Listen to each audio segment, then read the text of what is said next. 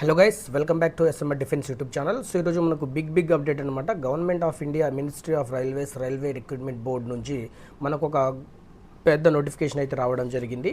అది వచ్చేసి మనకు CEN02/2026 అనే నోటిఫికేషన్ తోటి మనకి ఎంప్లాయ్మెంట్ నోటిఫికేషన్ తోటి ఇది మే 23 తారీఖు వచ్చినటువంటి ఎంప్లాయ్మెంట్ నోటీస్ అనమాట. మనకు ఆన్లైన్ డేట్ వచ్చేసి ఈ రోజు నుంచి అయితే స్టార్ట్ అవ్వడం జరిగింది.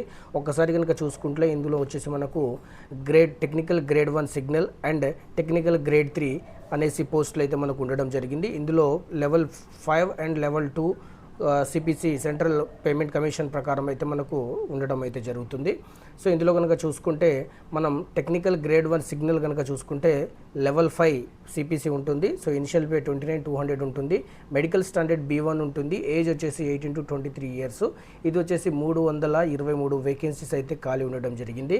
అండ్ దాని తర్వాత టెక్నికల్ గ్రేడ్ 3 అనమాట. ఇది లెవెల్ 2 పే సిపిసి ఉంటుంది. 19,900 వచ్చేసి ఇనిషియల్ పే ఉంటుంది. సేమ్ యాజ్ టీస్గా పోస్టును వైజ్గా వచ్చేసి మనకు A1, A2, B1, B2, C1 అట్లా ఆ విధంగా మెడికల్ స్టాండర్డ్ అయితే ఉండడం జరుగుతుంది. ఇది వచ్చేసి 18 to 30 ఇయర్స్ వరకు ఎలిజిబిలిటీ. ఇది వచ్చేసి 6,234 పోస్టులు అయితే ఉండడం జరిగింది. టోటల్గా వచ్చేసి 6,557 వేకెన్సీస్ అయితే ఉండడం జరిగింది. ఇందులో వచ్చేసి ఇది మనకు అనెక్సరీ బిలో వచ్చేసి జోనల్ వైజ్గా రిజర్వ్ అయితే చేయడం అయితే జరిగింది. సో ఇది ఆల్ ఓవర్ ఇండియా పోస్టులు అనమాట. ఇందులో వచ్చేసి ఎవరికి ఏ జోన్ వైజ్గా అప్లై చేసుకోవాలనుకుంటే అది అప్లై చేసుకోవచ్చు. అది కూడా మీకు డీటెయిల్గా అనేది చెప్తాను.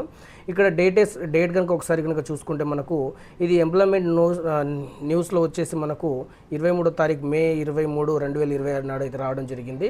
అందులో వచ్చేసి ఓపెనింగ్ డేట్ ఆన్లైన్ అప్లికేషన్ వచ్చేసి జూన్ 30 తారీఖు అయితే ఆన్లైన్ అప్లికేషన్ డేట్ అయితే రావడం జరిగింది. సో ఇది ఇందులో వచ్చేసి closing date submission of online application వచ్చేసి జూలై 29 తారీఖు వరకు అయితే ఉండడం అయితే జరుగుతుంది. సో పేమెంట్ లాస్ట్ డేట్ వచ్చేసి జూలై 31 వరకు అయితే ఉంటుందన్నమాట.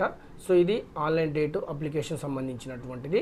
అండ్ దాని తర్వాత కనుక మనం ఒకసారి కనుక చూసుకుంటే ఇక్కడ ఏజ్ ఎప్పటి వరకు క్యాలిక్యులేట్ చేస్తారు, ఏజ్ చెప్పినా ఓకే, అది ఎప్పటి వరకు క్యాలిక్యులేట్ చేస్తారు అనుకుంటే ఇక్కడ చూడొచ్చు జూలై 1 వరకు అయితే ఏజ్ అనేది క్యాలిక్యులేట్ చేస్తారు.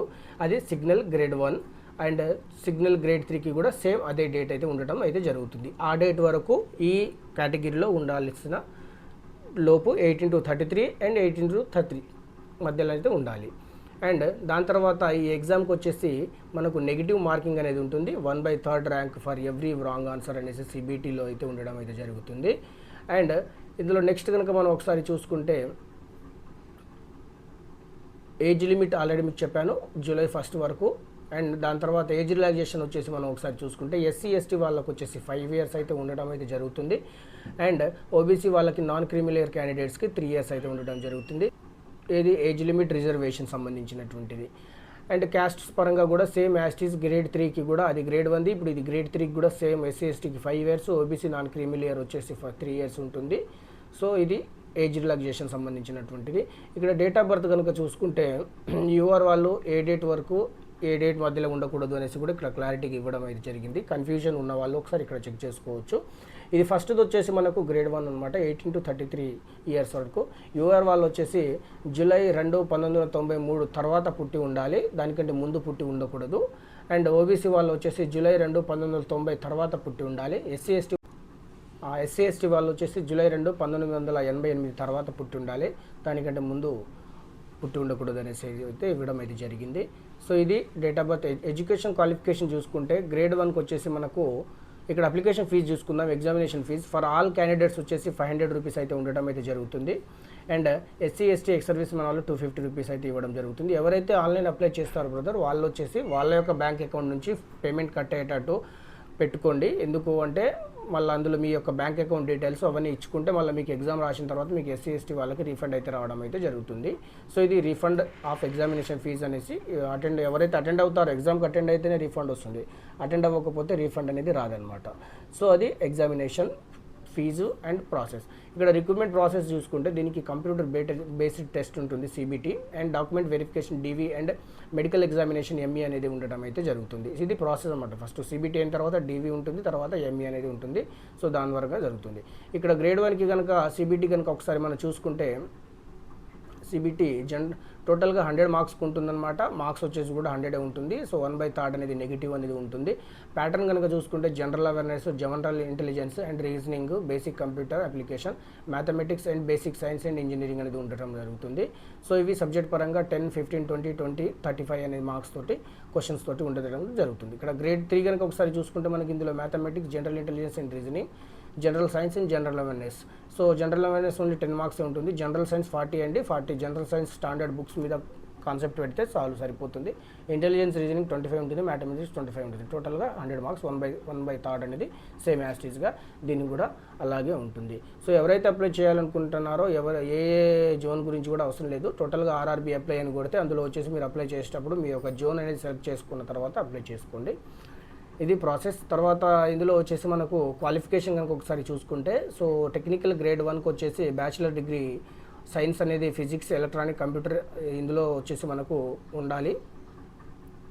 అండ్ రిమైనింగ్ టెక్నికల్ గ్రేడ్ 3 వచ్చేసి అందులో దాని యొక్క పోస్ట్ అంటే ఇప్పుడు ఇందులో ట్రాక్ మెషిన్ అని ఉంటుంది, బ్లాక్ స్మిత్ అని ఉంటుంది. అంటే ఇది ఎస్ఎస్సి అనేది కంపల్సరీ ఉండాలి. దాంతోపాటు ఆ ట్రేడ్ సంబంధించినటువంటి ఎన్సీవీటీ లేదా ఎస్సీవీటీ సర్టిఫికేట్ ఆ ట్రేడ్లో చేసి ఉండాలి. లేదు అంటే మ్యాట్రికులేషన్తో పాటు ఎస్ఎస్ఎల్సి ప్లస్ కోర్స్ కంప్లీటెడ్ చేసి ఉండాలి. ఇది అప్రెంటిస్షిప్ కోర్స్ అనేది కంప్లీట్ చేసి అయితే ఉండాలి. సో ఇది దానికి సంబంధించినటువంటి క్వాలిఫికేషన్స్ అండ్ వేకెన్సీస్. ఒక్కసారి కనుక మనం వేకెన్సీస్ కనుక చెక్ చేసుకుంటే మన బెంగళూరుకు వచ్చేసి యూఆర్కి 81 ఉంటుంది, ఎస్సీకి 52 అండ్ ఎస్టీకి 32, ఓబీసీకి 50, ఈడబ్ల్యూఎస్కి టోటల్గా 245 పోస్ట్ అయితే బెంగళూరుకు ఉన్నది. అండ్ టోటల్గా నెక్స్ట్ వచ్చేసి మనకు భువనేశ్వర్ అనేది 136 ఉంది. అండ్ నెక్స్ట్ మనకి ఇంపార్టెంట్ కావాల్సింది వచ్చేసి చెన్నై కనుక ఒకసారి చూసుకుంటే 610 పోస్టులు అయితే ఉండడం జరుగుతుంది. సో అప్లై చేసే వాళ్ళు చెన్నై చేయొచ్చు, మనకు దగ్గరలో ఉంటుంది. అండ్ ముంబై కూడా చేయొచ్చు. ముంబై వచ్చేసి 1096 పోస్టులు అయితే ఉన్నాయి. అండ్ ఇప్పుడు వచ్చేసి మన సికింద్రాబాద్ కనుక చూసుకుంటే 399 పోస్టులు అయితే ఉండడం జరుగుతుంది. సో ఎవరైతే సికింద్రాబాద్, చెన్నై అండ్ ముంబై ఎవరైతే చూస్ చేసుకుంటారో ఈ 3 జోన్లు మన సౌత్ వాళ్ళు అయితే మ్యాక్సిమం ఇవే సెలెక్ట్ చేసుకుంటారు కాబట్టి సో ఈ మూడిట్లో మీరు బెస్ట్ చూస్ చేసుకొని అప్లై అయితే చేయండి. ఈ వీడియో కనుక నచ్చితే లైక్ చేసి షేర్ చేయండి. మళ్ళీ నెక్స్ట్ వీడియోలో కలుద్దాం. జై హింద్, జై భారత్.